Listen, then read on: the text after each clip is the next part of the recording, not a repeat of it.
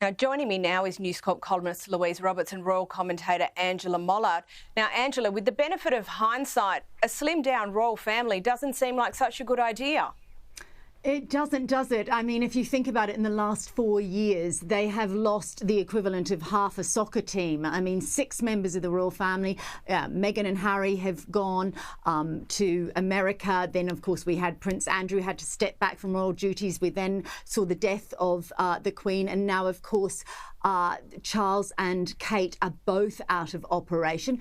Look, I do think, yes, it is a slimmed-down monarchy and they will be overstretched. William particularly will be overstretched, but I don't see it really as a crisis. I think it's something that needs to be managed. Their charities, their public duties will obviously need to be managed, but they're not performing monkeys. They are human, and I don't think they've ever looked more human and less institutional than they do right now. And I think the other key point is that we might just have to lower our expectations of them. We now live in a 24/7 news cycle. It might now actually be time for us to step back as members of the public and say, no, we don't need to see them every day. The Queen, when she was pregnant, the late Queen, with the last 2 of her children, Andrew and Edward, she took months off work. So it's not unprecedented for members of the royal family to take some time off.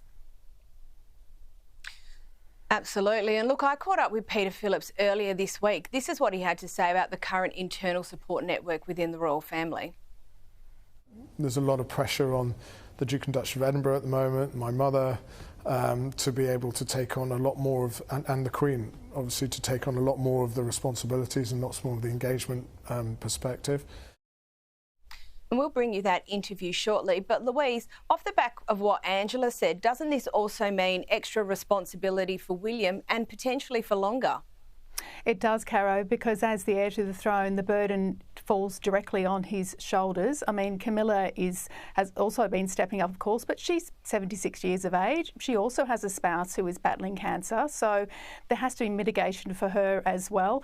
And I think to Russell's point about the rest of the family pulling together and perhaps looking at the calendar of events, what is the most critical for the royals to be seen at, and what involves the most travel, what's the most arduous task, and making sure that these are shared equally amongst people who perhaps aren't at home looking after someone who's battling cancer. I really think it's time for everyone to pull together, and we know that's what the royal family does very, very well. It's a shame in a way, of course, that Harry's not there. I mean, I would argue that now is a good time for him to sort of fly in under the radar and do some work quietly in the background to support his father, support his brother and his sister-in-law, but whether that happens will remain to be seen, I think.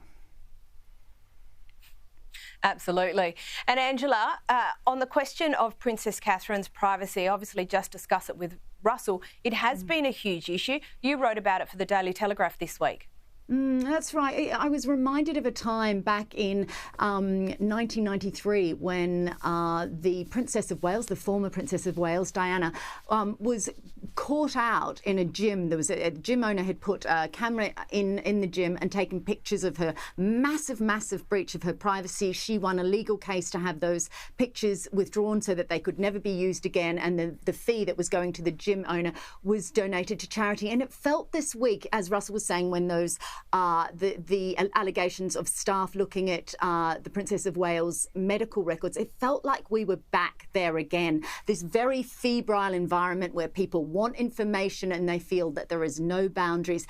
I think part of the reason is because we are now living in a culture of oversharing. Social media encourages people to overshare, but that doesn't mean that everyone wants to participate in that.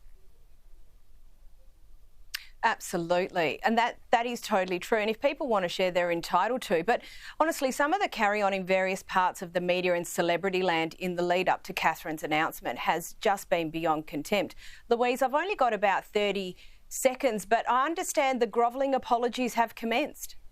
They sure have. And look, it beggars belief that these celebrities would join the pile-on for Kate. You know, where's Kate? Kim Kardashian making jokes about her car going out to find Kate. Of course, Blake Lively doing a very awkward sort of clumsy Photoshop fail, you know, mocking Kate without actually naming her. But we all knew what the point of that Instagram post was. She has, of course, since apologised and said, you know, best wishes to all, again, without naming Kate. But I find it staggering that these celebrities would even engage in this sort of insult and this sort of terrible behaviour towards a woman who is was already unwell. We knew she was unwell, but not as seriously as we have since discovered. So it's, whether they're actually sorry or whether they're trying to, mitigate reputational damage, of course, is a different thing.